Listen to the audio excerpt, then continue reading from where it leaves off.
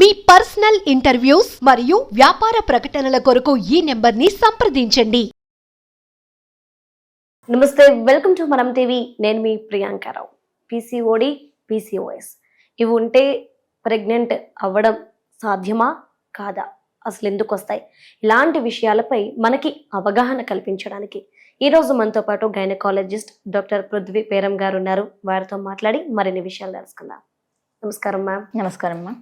Ma'am, అసలు PCOD, PCOS ఆడవాళ్ళకి ఎందుకు వస్తాయి? పీసీఓడి, పీసీఓఎస్ అంటే పాలిసిస్టిక్ ఓవేరియన్ డిసీజ్ లేదా సిండ్రోమ్. ఇది ఓన్లీ ఓవరీస్ వరకు ఉంటే దీన్ని డిసీజ్ అంటాము. అదే అదర్ సిమ్టమ్స్ లైక్ షుగర్ పెరిగిపోవడము, అతిగా అవాంఛిత రోమాలు రావడము, యాక్నే రావడం అంటే బాగా పింపుల్స్ రావడము, వెయిట్ పెరిగిపోవడం, ఇట్లాంటివన్నీ అవుతున్నప్పుడు దాన్ని పీసీఓఎస్ కింద పరిగణిస్తాం. ఇది జనరల్గా స్టార్ట్ అయినప్పుడు ఒక లైఫ్ స్టైల్ డిజార్డర్గా స్టార్ట్ అవుతుంది. దీనికి చాలా కారణాలు ఉన్నాయి. ఎందుకు వస్తుంది అన్నది ఒకటి మనం స్టార్ట్ చేసి చూస్తే ఎవరికి వస్తుంది, ఎందుకు వస్తుంది అన్నది. దీంట్లో చాలా కెమికల్స్ ఎక్స్పోజర్ ఉన్నప్పుడు, ఆరల్స్ మనం ఇప్పుడు ఇవాళ రేపు తింటున్న చాలా కలుషితమైన ఫుడ్ తీసుకుంటున్నాం. సో నేను యాక్చువల్గా పీజీ చదువుతున్న టైం అప్పటి నుండి చూసినట్టయితే అప్పుడు సగటున 10 మంది అమ్మాయిలలో 2 లేకపోతే 3 ఉండేది. ఇవాళ రేట్లో మనం చూసినట్టయితే 8 to 9 మెంబర్స్కి పీసీఓడి ఉంది అని అంటారు. అందరికీ హార్మోన్ ప్రాబ్లం ఉంది.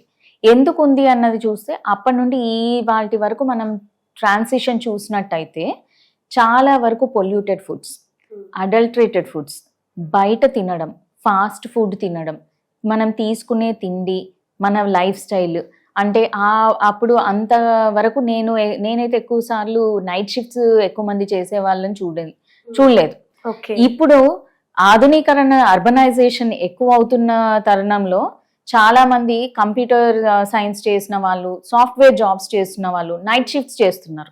ఈ నైట్ షిఫ్ట్స్ చేయడంలో వాళ్ళకి తెలియకుండానే వాళ్ళు ఒక హార్మోనల్ ఇంబ్యాలెన్స్ లోకి గురవుతున్నారు. అమ్మాయిలే కాదు, ఈవెన్ అబ్బాయిలు కూడా గురవుతున్నారు. ఇది ఫస్ట్ అందరికీ తెలుసుకోవాలి. సరిగ్గా నిద్రపోవడం, దీని మీనింగ్ని తను తప్పుదోవ పట్టించేశారు. అంటే 6 నుండి 8 గంటలు నిద్రపోవాలి అని అంటే దీనికి యాడ్ ఆన్ మనం పెట్టాల్సిన టైం వచ్చేసింది 6 నుండి 8 గంటల రాత్రిపూట నిద్రపోవాలి అని. ఎవరికి పడితే వాళ్ళు రాత్రి షిఫ్ట్ చేసేసి అర్ధరాత్రి 3ంటికి 4ంటికి ఇంటికి వచ్చి అప్పుడు పడుకొని నెక్స్ట్ డే మార్నింగ్ 11 వరకు 12 వరకు పడుకుంటున్నారు. సో వాళ్ళు బాడీలో జరిగే ఒక సర్కేడియన్ రిథం ఏదైతే సూర్యునితో సమీకరించబడిన సర్కేడియన్ రిథం ఏదైతే ఉందో దాన్ని కంప్లీట్ ఇంబ్యాలెన్స్ చేసేస్తున్నారు. దీనివల్ల నైట్ మనం నిద్రించినప్పుడు రిలీజ్ అయ్యే హార్మోన్స్ ఏవైతే ఉంటాయో అది ఇంబ్యాలెన్స్లోకి వెళ్ళిపోతుంది. ఇది one of the major thing. Life style set చేయడము అంటే మనం పడుకునే టైము అండ్ ఆల్సో ఎంత టైం పడుకుంటున్నాం అనే కాదు, ఎప్పుడు పడుకుంటున్నాం, ఏమి తింటున్నాం. ఇవాళ రేపు నాకు తెలిసి అసలు ఎవరు కూడా ఫ్రూట్స్ అనేది ఏదో పెళ్ళిళ్ళకి వెళ్ళినప్పుడు లేకపోతే ఒక డెజర్ట్ లాగా లేకపోతే ఒక జ్యూస్ లాగా చూస్తున్నారు. కానీ యాజ్ సచ్ ఫ్రూట్ కూడా మన one of the important diet అన్నది ఎవరు చూడట్లేదు. అండ్ ముందు కాలంలో మనం చూసినట్టయితే చాలా వరకు రా ఫుడ్స్ తినేవాళ్ళు. అంటే పచ్చి కూరగాయలు, పచ్చి మాంసాకృతి ఇట్లా తీసుకునేవాళ్ళు. ఇప్పుడు కంప్లీట్గా అన్ని ఫ్రైడ్, డీప్ ఫ్రైడ్, దాన్ని ఇంకా గార్నిషింగ్ ఇంకా అది చేంజెస్ అవుతున్నాయి. చాలా సాసెస్ వాడుతున్నారు అండ్ ఆల్సో దాంట్లో ప్రిజర్వేటివ్స్ వాడుతున్నారు. ఇవన్నీ తీసుకోవడం వల్ల కూడా ఇలాంటి ఎఫెక్ట్స్ అనేవి చాలా కనపడుతున్నాయి. హార్మోన్ మీద అది కంపల్సరీ ఇంబ్యాలెన్స్ అనేది జరుగుతూ ఉంది.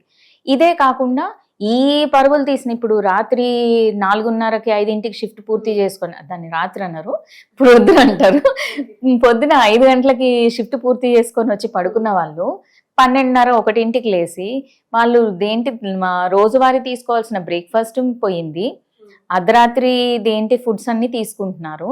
అదంతా అయిపోయినాక ఎప్పుడు ఎక్సర్సైజ్ చేయాలో వాళ్ళకి అర్థం కావట్లేదు. సో ఎక్సర్సైజ్ అనేది కూడా వాళ్ళ లైఫ్ స్టైల్లోకి వెళ్ళి మాయమైపోతుంది. ఇది కాకుండా నెక్స్ట్ వచ్చేసి ఎక్సర్సైజ్ లేకపోవడంతో సరి ఇంకొక దెబ్బ దీని మీద డెస్క్ జాబ్. పద్దస్తమానం కంప్యూటర్ ముందు కూర్చోవడము, వర్క్ చేయడము, అక్కడ ఏదైనా కంప్లీషన్ కాలేదు అని అంటే దానికి స్ట్రెస్ అయిపోయి మళ్ళీ ఇంకొంచెం స్ట్రెస్ఫుల్ లైఫ్ లీడ్ చేయడము. ఇది దీని నుండి ఎస్కేప్ అవ్వడానికి మళ్ళీ కొంచెం జంక్ దేంటిది తినడము, లేకపోతే దేంటిది సాఫ్ట్ డ్రింక్స్ ఏమైనా తీసుకోవడము, హార్డ్ డ్రింక్స్ తీసుకోవడము, స్మోక్ చేయడము, ఇలాంటివన్నీ అర్బనైజేషన్లో యాజ్ సచ్ జరుగుతున్న చేంజెస్ అన్నీ కూడా ఈ పీసీఓడి పీసీఓఎస్ అనే ఒక లైఫ్ స్టైల్ డిజార్డర్ని తెలియకుండా చాప కింద నీరులాగా తెలియకుండానే చాలా ఎక్కువ మందిలో స్ప్రెడ్ చేసేస్తుంది. ఒకప్పుడు చూస్తే బీపీ, షుగర్, థైరాయిడ్ ఇలాంటివన్నీ ఒక ఏజ్ తర్వాత వచ్చేవి. కానీ ఇవాళ చాలా మంది పిల్లలు స్కూల్ ఏజ్ నుండే వాళ్ళు పీసీఓడి తయారైపోతున్నారు. కానీ అప్పుడు ఆ ఏజ్లో ఇర్రెగ్యులారిటీ ఆఫ్ ద సైకిల్ ఉంటుంది కాబట్టి అప్పుడే మేము లేబుల్ చెయ్యం వాళ్ళని. అదే లైఫ్ ప్యాటర్న్ వాళ్ళు కంటిన్యూ చేస్తూ చేస్తూ ముందుకు వెళ్తున్న కొద్దీ వాళ్ళు కంపల్సరీ పీసీఓడి అయిపోతున్నారు. సో మనం తీసుకునే మన జీవన శైలి, దాంట్లో వచ్చే మార్పులతోని ఇది అతి వేగంగా ముందుకు వెళ్ళిపోతుంది. దీన్ని బ్యాక్ తీసుకురావాలంటే ఫస్ట్ మన లైఫ్ స్టైల్ మేనేజ్మెంట్ చాలా ఇంపార్టెంట్. యా మ్యామ్, అంటే ఇలా పీసీఓడి పీసీఓఎస్ కనుక అమ్మాయికి వస్తే సో తను ప్రెగ్నెంట్ అవ్వడం సాధ్యమా కాదా? ఎప్పుడైనా కానీ గుర్తుంచుకోవాల్సింది ఏంటంటే హార్మోన్ ఇంబ్యాలెన్స్ అయినప్పుడు కంపల్సరీ ఇష్యూస్ అనేవి ఉంటాయి.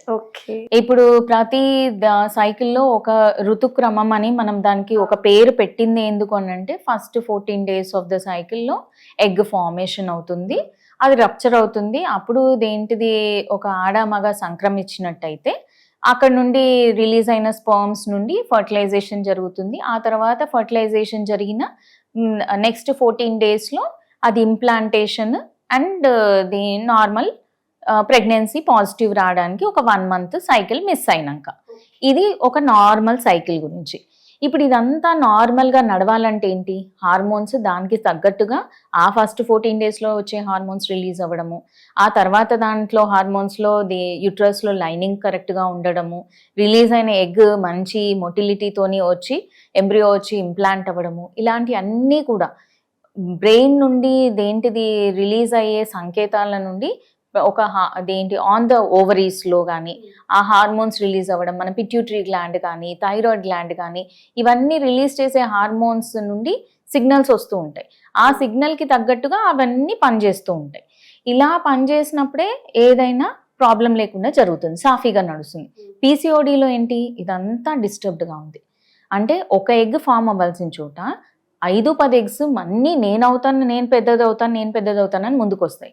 కానీ తీరా చూసేసరికి ఒక సర్టెన్ సైజ్కి రావాలి. 20 mm అప్రాక్సిమేట్లీ మనం తీసుకునేది.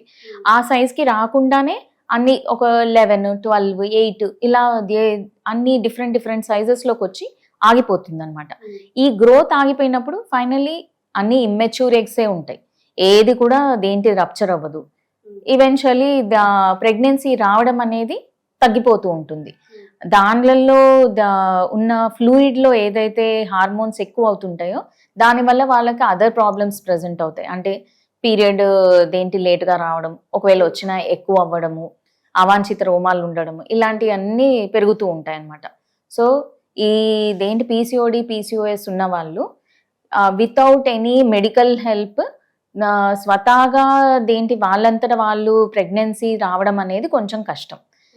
ఒకవేళ డాక్టర్ గైనకాలజిస్ట్ సపోర్ట్ తోని వాళ్ళు దగ్గర లైఫ్ స్టైల్ మేనేజ్మెంట్ చేసి ప్రాపర్ మెడికేషన్ తోని తీసుకున్నట్టయితే వాళ్ళకి కూడా కంపల్సరీ మనం హెల్ప్ చేయగలుగుతాం ప్రెగ్నెన్సీ రావడానికి.